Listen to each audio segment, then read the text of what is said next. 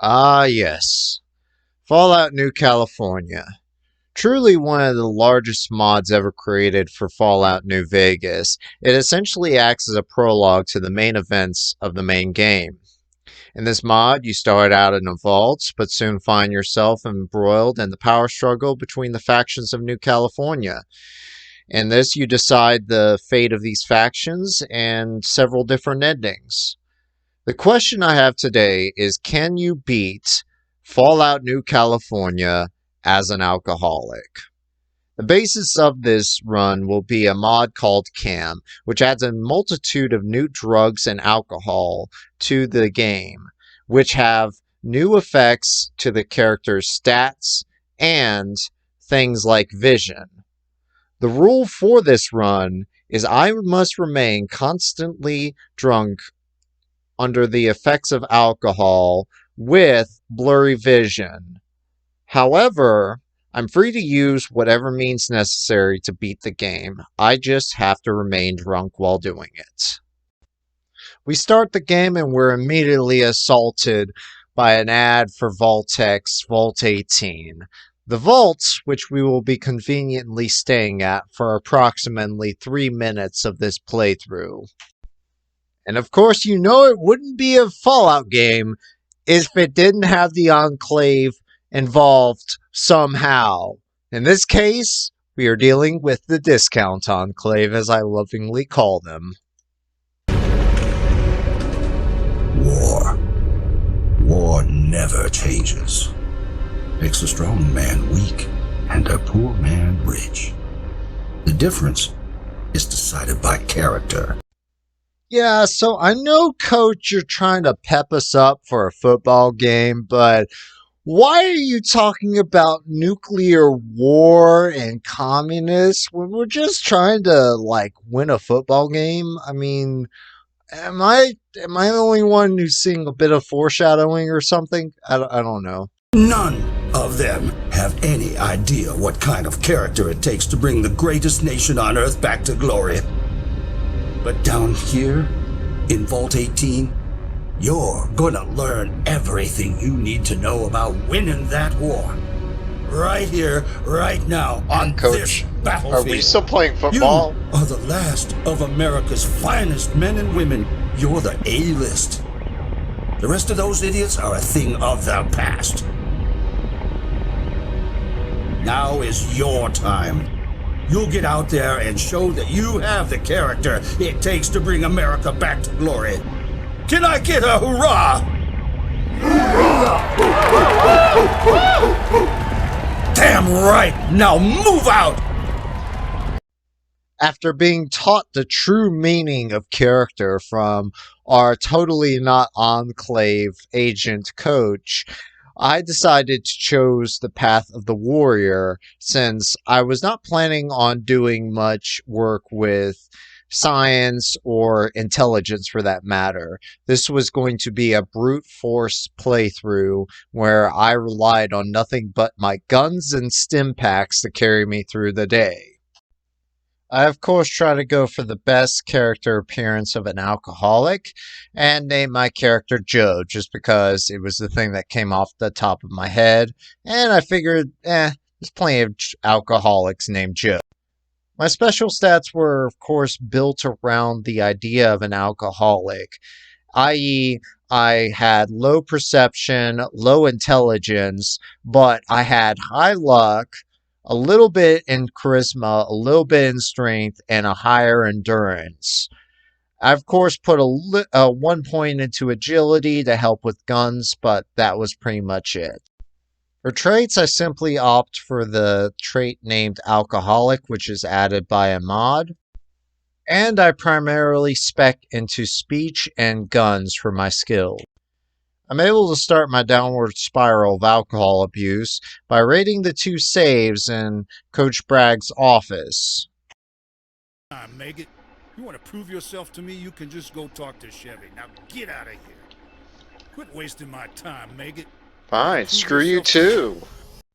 After being kicked out of Coach Bragg's office for stealing all of his liquor, I'm quickly attacked by the paparazzi, which ask me for an interview. To which I Oh, reply with a well, blonde joke. never mind then, asshole. I then take my first big swig of alcohol in this challenge, and I immediately find out that I'm a lightweight. I then stumble on to the security office looking for a position on the security team because guns and alcohol always mix well. I am then put up against Colonel Cyclops herself, and I'm quickly demoted to maintenance. Damn, I really should have fucking made a joke about her eye patch. It's not a total failure, though, because before I leave, I steal all of their liquor on my way out. I am then called to the overseer's office where I have a drunken debate about politics that would put anyone's crazy uncles to shame at Thanksgiving. Commanded it. The Wasteland Scouts, Rossman, and Yeti, they didn't sanction it either. You're the When overseer! that dry harpy took over, And finally, after a long day of pissing everybody off, I decide it is time for slumber. Now you boys play this one real close to the vest, and the overseer won't know what hit him. Oh, this is the worst hangover ever. Man, did I really piss off the Bragg siblings that much? Damn. Oh, can't see jack shit.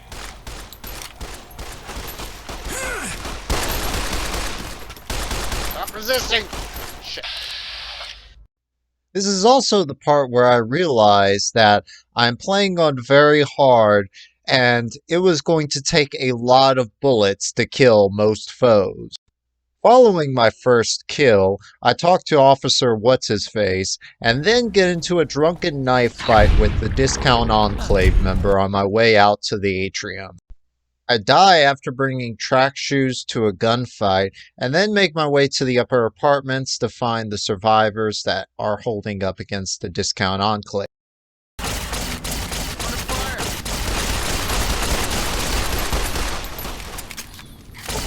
After killing everybody in the upper apartments, I then make my way through the Rossman cave to the hydroponic section of the vault. There I link up with the remains of Vault Security as we make a valiant stand against the final assault of the Discount Enclave on our position. After killing Colonel Bragg twice, I am then told by the Chief of Security to go give a PowerPoint presentation to the Overseer. oh, don't you? I set the self-destruct. You idiot!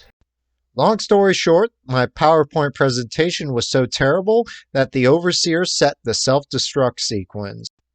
I was then forced to drunkenly stumble throughout the vault trying to find people who were stupid enough to follow my drunk ass into the wasteland. On the way out, I pick up Ben, who's been busy with arts and crafts, and make my way to the vault door where a bunch of eagerly disposable cannon fodder waited to take all the bullets for me. The cannon fodder, of course, take all the Enclave bullets, just leaving me the turrets to deal with. When I finally get outside, I am met by Mad Max cosplayers as raiders, and I soon find that the raiders have kicked the ass of the Discount Enclave and now have the ability to fucking fly vertibirds. Of course they do. I survive a shockwave that killed my game 5 times in a fucking row. And I pick up another lost soul on the way, this one being a particular drama queen who does nothing but nag people to death. I conveniently borrow all of the weapons and ammunition that are left at the safe house, and then I am forced to give a drunken speech to all of my companions, who surprisingly buy it. I give in to my drunk paranoia and lay mines at the base of the hill to keep away the Discount Enclave. I finally go to sleep, only to be waken up by some lousy neighbors making a ruckus out front. My drunken paranoia comes to save me once again as I set off the mines at the base of the hill, blowing those lousy neighbors sky high. After dealing with the lousy neighbors, I meet a man on the road who's quite nice and gives me directions for where I should go and where I should avoid at all cost. Being the highly logical alcoholic that I am, I of course decide to take this man's advice and completely ignore it and head straight into the heart of aviation raider country. Put your weapons down, stranger. Roger, Raj, what the fuck? You're gonna run away from that. Now I hope you're starting to see why I invested so heavily into the luck stat through this playthrough. After pissing in the Cheerios of the aviation raiders, we finally decided to start making our way to Union City. You there! Hold your position! What are you doing here? I introduced myself as a chronically paranoid, unstable alcoholic with mental health issues, and then I am suddenly voluntold to go save the entire NCR battalion that is under assault by the aviation raiders.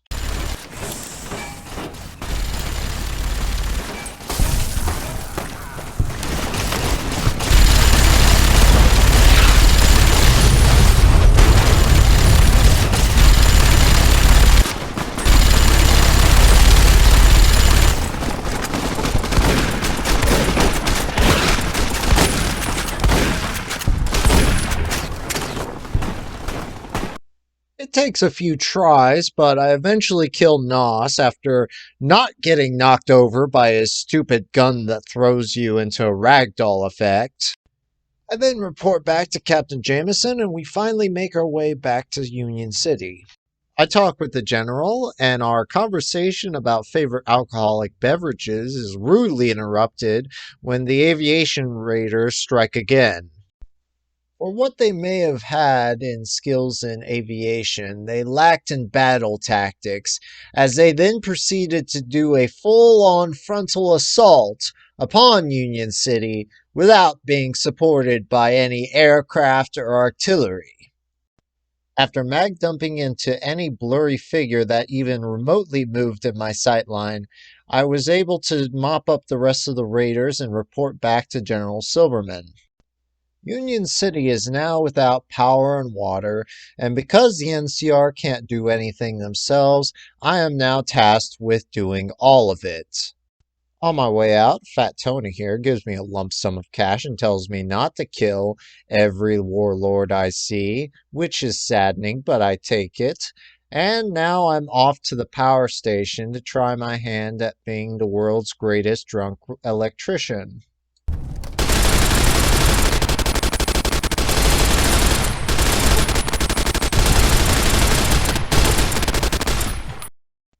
After killing quite a few more road bandits and infected tribals along the way, I finally meet up with a strange warlord who is speaking a language I don't quite understand. But thanks to the power of Google Translate on my Pip-Boy, I'm able to clearly understand her. After activating the power, hordes of tribals start to swarm our position, and I turn the stairwell into a tribal version of No Russia.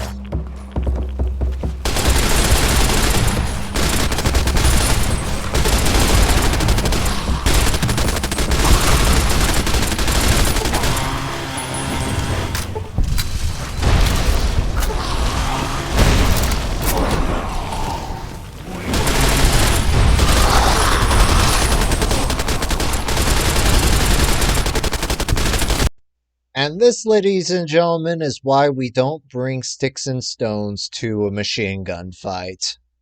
I then make my way to the tribal village that has all of the water provided to Union City, and am told by the tribal elder that I can either A, somehow figure out a computer science degree overnight in my drunken state, or B, carry 1,500 pounds worth of water back to Union City with no water Brahmin. I just fucking love my life. After being the NCR's water boy for a solid 30 minutes of going back and forth, I finally get to go on an interesting mission in the form of going to Fort Dagger Point in the search of pre-war weapon technology. Jameson and the gang meet me at the fort, and right away I can tell that something is wrong. I mean, seriously, guys, who the fuck leaves all these M1 Abrams out here nearly intact and doesn't take any of them? This is clearly some type of trap to draw me in because I'm going to take every single one of these tanks home if the NCR doesn't. On the way up to the fort, we fight some raiders, and not even the ones with vertebrates, just stupid hunting rifles. And we finally make it to the big door that has the big, scary pre-war fort inside. Once inside, I face Protectrons, Sentry Bots, and Feral Ghouls, oh my.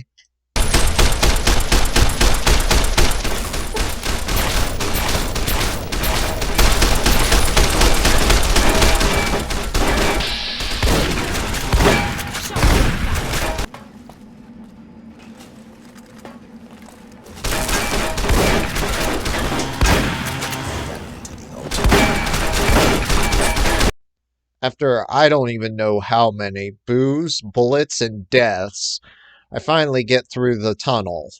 Only to be approached by Captain Jameson and told that my companions are been voluntold to do work for him.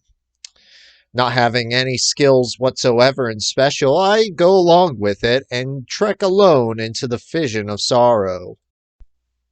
I explore the bridge and pass the time by taking pot shots at random figures I see on the towers in the distance. Then I proceed to take pot shots at anything else that looked remotely like a figure on the bridge. But then I soon find that the things I was shooting at were not just random people or raiders, but instead a metric fuckton of super mutants. I'm hurt.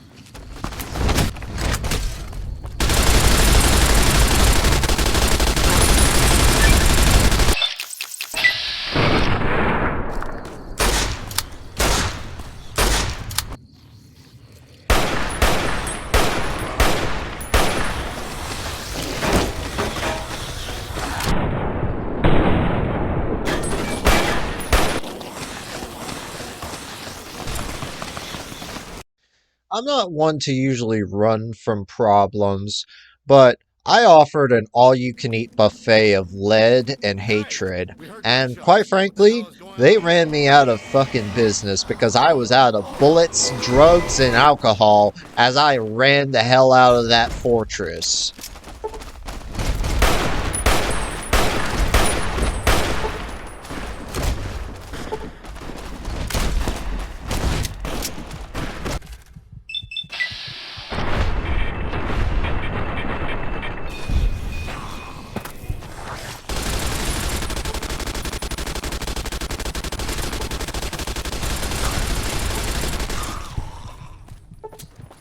I somehow make it back to Union City and report to General Silverman that the gates of literal fucking hell have opened at Fort Dagger Point.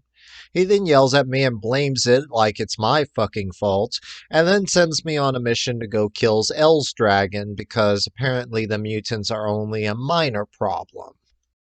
I attempt to kidnap Dragon's daughter in an attempt to draw Dragon out, but I fail a special check and I am swiftly captured by Dragon himself and stripped of all my weapons. Needless to say, after taking every drug known to man, I still die over and over again because I have nothing but my fists to battle them with.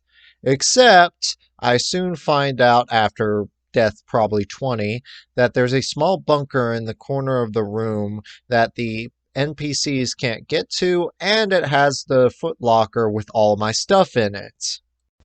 So after a minute of shooting at everybody at the door of the bunker and throwing out hand grenades, I eventually clear the room and try to make my way out into the hallway. And I am greeted by death. There was absolutely no way I could take all the raiders on the bridge head on, so I lure them into the room that I previously was in and kill them one by one from the safety of my comfortable bunker. I eventually thinned them out enough to be able to kill the rest of the stragglers in the way of me and the surface, Believe me, at this point in the playthrough, I had died more in this fucking mine than I have in the rest of the playthrough combined. And I will say this was probably the most painful part to go through, as when I got outside, I died more and more and more and more until I was able to make a drug-fueled run out of the canyon and to the safety of Union City.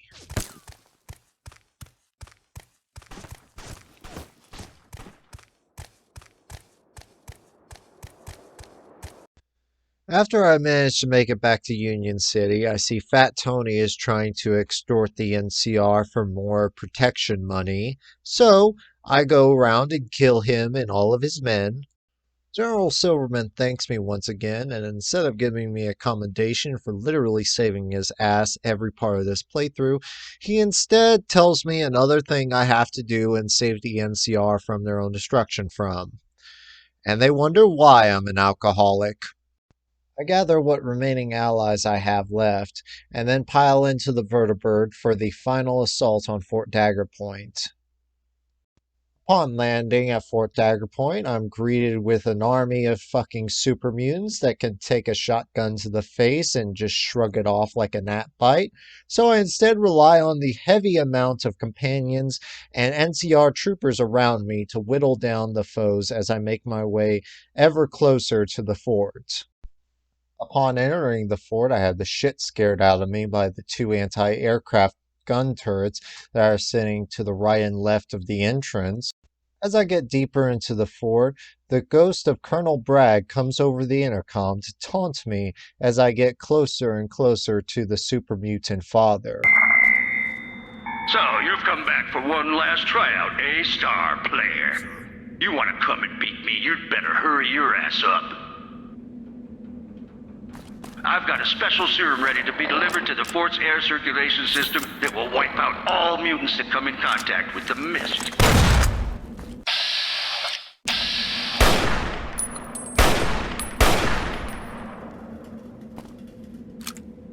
That includes you and mercenary Barbie. When you meet that bugbear piece of work, you give him a real sweet kick in the teeth for me. Tell him his rent is up. As I fight my way through the fortress, I am fortunate to have a small army of followers that conveniently even tear apart the most spongiest of the bullet sponges in my path.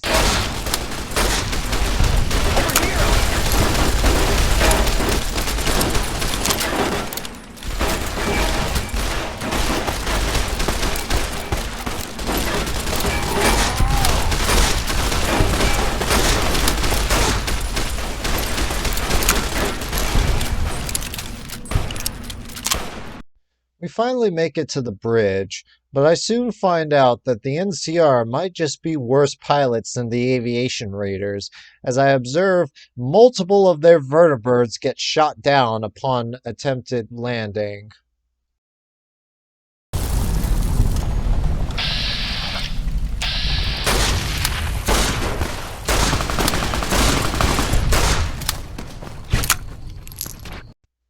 After fighting through the gates of hell and into hell itself, I find a particularly interesting 88mm field gun, which, upon using it, I find has the fucking trajectory of a Nerf dart.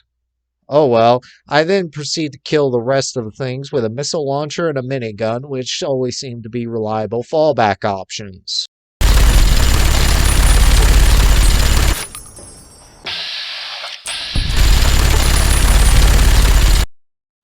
After all of that, I finally make it to the father's lair, and giving in to my drunk premonitions, I decide to fire first and avoid a long and excruciating death at the hands of excessive backstory through dialogue. Ah, yes, and the boss fight with the father. I wouldn't say it was particularly difficult, but I will say without an enormous amount of companions with me who were taking all of the brunt force of the father, this fight would have been significantly hard because this guy has a stupid amount of hit points. I mean, for real, I had an entire squad of soldiers emptying automatic weapons into this guy for 5 fucking straight minutes as he was in a corner and he couldn't get out, and he just took it. He just kept taking it. And that doesn't even mention the fact that he has a 3-barrel 50 caliber minigun that fires at a rate of fire of fuck you, and it will basically kill you in a matter of like 1.5 milliseconds. So yeah, if I didn't have an enormous amount of companions, this fight would have been significantly more difficult. On killing the father finally, I meet up in the elevator shaft leading up to the missile with Spiky, as I'm lovingly calling her, who informs me that it wasn't the ghost of Colonel Bragg I heard, but instead Colonel Bragg has come back to life for the 3rd fucking time in a row. Honestly, though, it was actually a relief that he wasn't a ghost because, to be honest, I didn't know how to deal with ghosts. People who come back to life, that is something I can deal with, and I proceeded up to the elevator to deal with my loose end. Colonel Cyclops herself was also here to join the party and tried to intercept me before I got to her brother, but what she did not know is I also had taken the minigun off of the dead body of the father and was able to quickly make work of her with my army of companions and overpowered minigun. Once again, I used my tried and true tactic of shooting first and never using diplomacy. And while the other bosses were a lot easier, Bragg actually proved to be a little bit difficult because all my companions got stuck in an annoying choke point and were little use. So I had to get into a cheeky little spot and kill him with a missile launcher.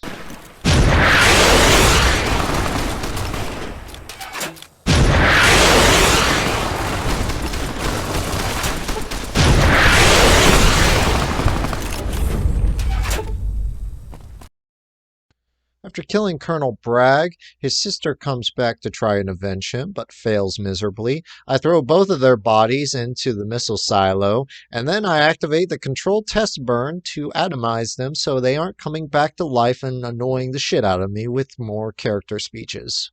Never be rid of me. I will haunt your nightmares. I will fight you until America is free at last. Damn it, kid, are you listening to me? After reporting back my overwhelming success to General Silverman, he gives me the classic ultimatum of I can either become a mailman for the NCR or he threatens to sick the NCR IRS on me and tax me for life. And again, people wonder why I'm an alcoholic. And there you have it, folks. Yes, indeed, you can beat Fallout New California as an alcoholic. This mod was really fun to play with, and I will say it was kind of interesting with all of the new drugs this mod added into. Yeah, it's like morphine, cocaine, heroin, marijuana, all sorts of things with varying effects. And honestly, I think that this should be something that should be in maybe like survival mode for Fallout. I thank you guys for watching. I'm going to put a link in the description for Fallout New California on Nexus, along with Cam, which is the mod that has all of the drugs and alcohol effects that you saw in this video. If you like this video, please leave a comment on possibly what you might want to see next. I've noticed that there's been a lot of people who do not do any playthroughs on like the mods and stuff. I've only seen Mitten Squad do one playthrough of New California and one playthrough of Frontier. I really think these mods are criminally underplayed, and I would love to do another playthrough, maybe this time on Frontier again. I know the first video I did was kind of a bit of rubbish because I didn't have any voiceover and it was a pain in the neck to watch. But hopefully I can remedy that and make a better video on some cool challenge you do. I don't know. It would take a long time, especially if I do the NCR quest line. But anyways, thank you for watching. You got what you were after, so pay up. You're crying in the rain, Pally. Guess who's waking up over here? Time to cash out. Will you get it over with? Maybe cons kill people without looking them in the face. But I ain't a fink. Dig? You've made your last delivery, kid. Sorry you got twisted up in this scene. From where you're kneeling must seem like an 18-carat run of bad luck. Truth is, the game was rigged from the start.